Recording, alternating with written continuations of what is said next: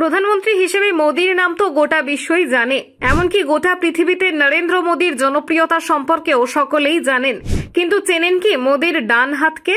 না, অমিত শাহ কিংবা যোগী আদিত্যনাথ নন। এই আইএএস অফিসারই হলেন মোদির ডান হাত। মোদির জনপ্রিয়তার পেছনে রয়েছে এই ব্যক্তিরই হাত। আবারও 5 বছর মন্ত্রণা দেবেন মোদিকে।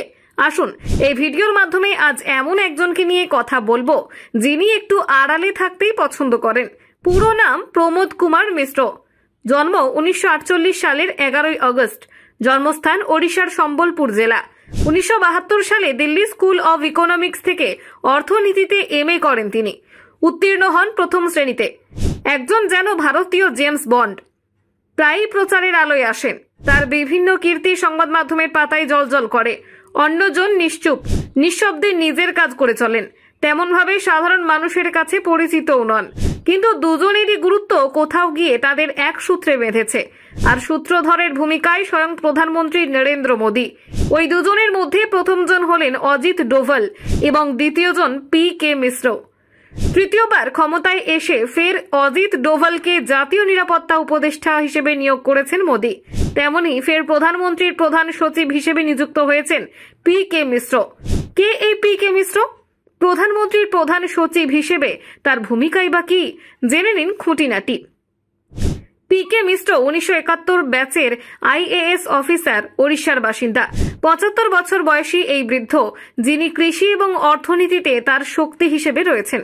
তিনি দিল্লি স্কুল অফ ইকোনমিক্স থেকে ডিগ্রি এবং যুক্তরাজ্যের সাকসেস বিশ্ববিদ্যালয় থেকে অর্থনীতি উন্নয়ন স্টাডিজে ডক্টরেট করেছেন। প্রাক্তন আইএএস অফিসারের পিএম মোদির সাথে ঘনিষ্ঠ সম্পর্ক রয়েছে, যা কয়েক দশক আগে চলে যায়, যখন তিনি তৎকালীন মুখ্যমন্ত্রী মোদির প্রধান সচিব হিসেবে কাজ করেছিলেন। তিনি রাষ্ট্রীয় প্রশাসনের যাবতীয় বিষয় পরিচালনার দায়িত্বে ছিলেন।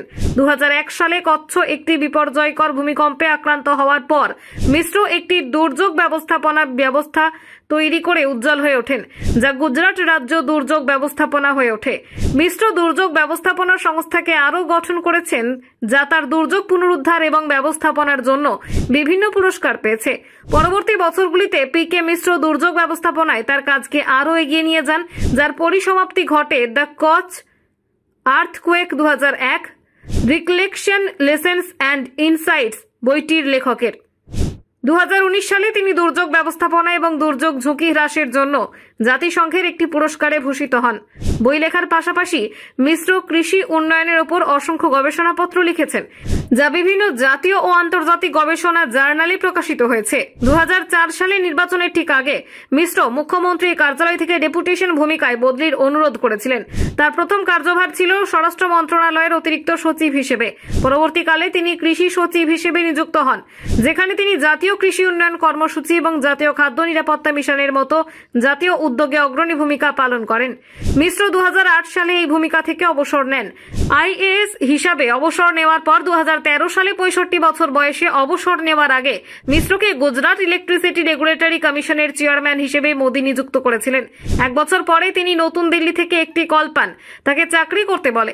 প্রধানমন্ত্রীর কার্যালয় অতিরিক্ত প্রিন্সিপাল সেক্রেটারি হিসেবে একটি পদ, যা বিশেষভাবে তার জন্য তৈরি করা হয়েছিল।